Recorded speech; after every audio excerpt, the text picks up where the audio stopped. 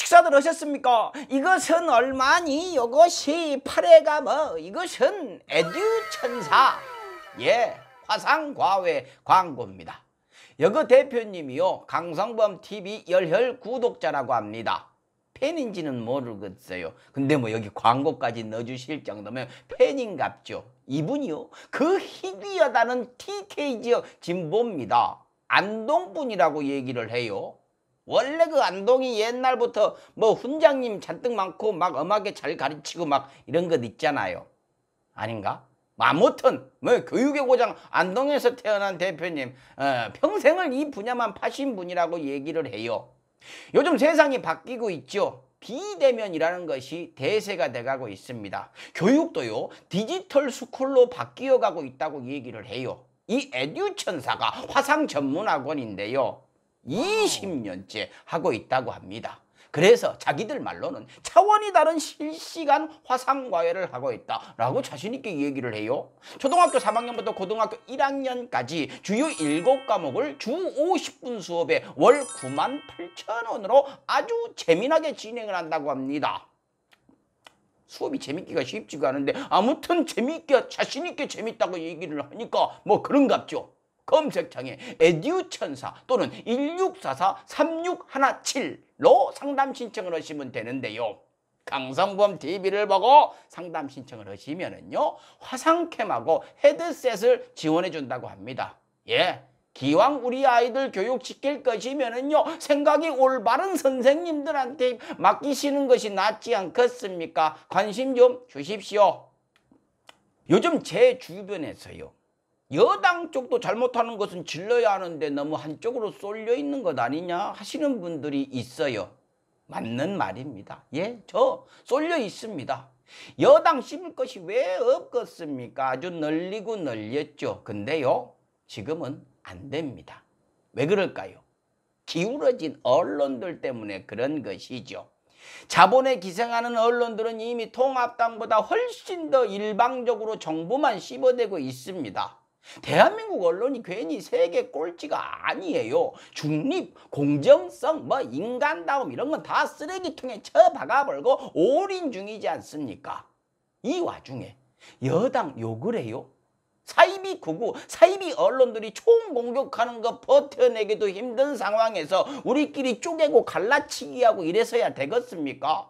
아니, 민주진영인 척 하다가 넘어가가지고 총구 반대로 돌려갖고 쏴대는 인간들한테 얼마나 무방비로 당하고 있습니까? 그러니 하고 싶은 말 있어도 언론이 정신 차릴 때까지는 기다려야죠. 그 기다리다가는 우리 늙어 죽을까요? 그러면 철퇴를 맞고 없어질 때까지 기다려야죠. 이 말은 좀 해야겠습니다. 여당 분들 중에요, 금태섭, 김혜영, 박용진, 그리고 뭐 노웅래 의원 등이 하는 말들이 있죠. 그리고 했던 말들, 예, 뭐 다 할 수 있는 말들이에요. 근데요, 지금 하면 안 되는 말이지요. 사이비 언론들 때문에 그렇습니다. 그 말들 하면은 그냥 하는 순간 요거 발효시켜가지고 적폐들 영양분을 만들어내고 있잖아요. 그거 맛있게 빨아먹고 등치 키워가지고 힘 키우고 쏘아대고 있지 않습니까? 그것이 문제지요. 할 말은 한다고요? 아이고, 좋지요. 하고 싶지요. 할 말은 하면 좋지요. 그러면 돋보이고 멋있고 의식이 있어 보이고 얼마나 좋겠습니까? 근데 그런 여유 부릴 때가 아니라고요. 깔 건 까는 모습에 국민들이 감동할 거라고요. 아저씨들 말했잖아요. 무슨 말을 하건 언론들이 그대로 받아 써줘야, 전달을 해야 감동을 느끼든 박수를 치든 할 것 아닙니까? 아저씨들 말할 때마다 사이비 언론들이 말 비틀고 꼬아가지고 아주 정부랑 여당 쓰레기 만들고 있는 상황에서 뭐 그리 대단하고 고귀한 분들이시라고 그렇게 혼자서 자유를 만끽하고 계십니까? 답답합니다. 가만, 내가 뭐라고 이렇게 건방을 떨고 있을까요? 참 듣지도 않으실 건데. 예, 아무튼 저는 오늘도 제 할 일 하겠습니다. 럭셔리 칼럼 시작하겠습니다. 좋아요. 주호영 의원 인터뷰를 칼럼 하겠습니다.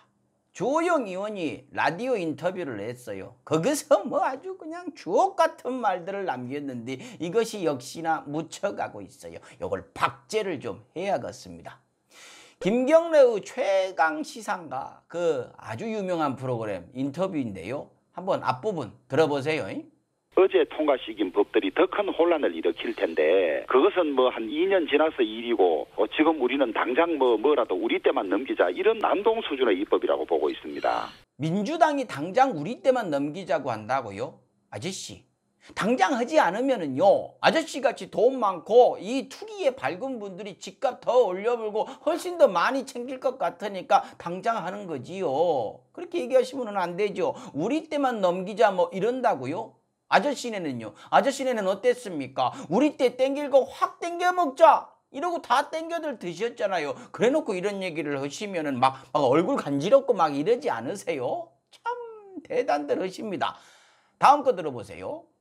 이렇게 만들면 2년간 못 올린다. 네. 미리 지금 올려서 받자. 이래서 그냥 이 두더지 잡기 하듯이 올라오면 때리면 다시 안 올라올 줄 아는 거예요. 2년이나 4년 뒤에 올릴 걸 지금 미리 막 올린다고요? 뭔 소리예요? 그래서요. 지금 뭐 폭등했습니까? 지금 난리 난 것은 서울의 알짜배기 아파트 아닌가? 근데 거기 공급을 늘리자는 것인가? 설마 그런 건가? 하고 들었더니 그거예요. 그거였습니다. 들어보십시오. 강남이면 강남 아니면 네. 역 주변에 수요가 필요한데 네. 3기 신도시를 만든다. 수요를 채워주지 못하는 것이죠. 예. 뉴욕이라든지 뭐 큰 도시들은 도청을 허용하고 있습니다. 네. 그런데 저희들은 35층 이하로 제한을 하고 있거든요. 그러니까 강남이랑 알짜배기 역세권 그거 재건축하고 용적률 늘려갖고 한 50층으로 지어갖고 공급을 하자. 아따 좋지요. 얼마나 좋습니까? 근데요 얼마에 공급하실 겁니까? 얼마면 될까? 서민들한테 공급하는데 얼마에 공급할 거냐고요? 한 5년 모으면 살 수 있습니까? 뭐 얼마면 되겠냐? 아저씨같이 그냥 앉아갖고 50억씩 버시는 분들은 요것도 뻥튀기 하셔가지고 100억, 200억 막 그 기회에 버시겠죠. 게다가 아저씨같이 정보 빠른 분들은 미리 사놓고 더 대박을 치시겠죠. 근데요 계산해보니까 일반인들은 500년을 모아도 못 삽니다.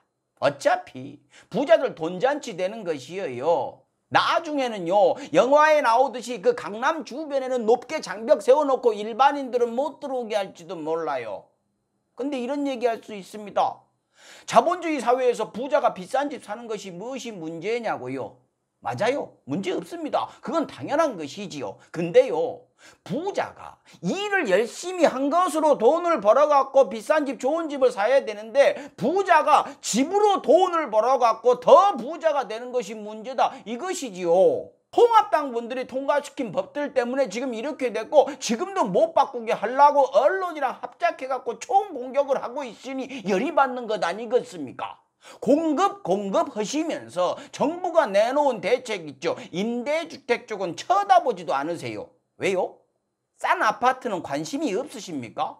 서민들은요 그것도 감지덕지해요. 왜 서민들은 쳐다보지도 못하는 비싼 아파트만 짓자고 자꾸 그렇게 얘기를 하십니까? 서민들만 생각하면 가슴이 아프시다면서요. 정부 여당이랑 같이 어떻게 하면 더 좋은 자리에 더 싸게 더 많이 공급할 수 있나 뭐 이런 정책에 힘을 좀 보태주세요. 물론 빠져있으면 더 도움이 되기는 하거든요. 아닙니다. 구독. 중간에 박지원 국정원장 얘기를 하면서 북한에 30억 불을 줬다고 얘기를 했는데 그 증거가 어디 있습니까? 했더만은 증거가 없대요. 누가 감췄을 거래요. 그러면 뭐 본 적도 없다는 얘기지요. 근데 틀림없다고 얘기를 합니다. 그래놓고 자기를 고발하면은요 특검이나 국정조사를 해버린대요.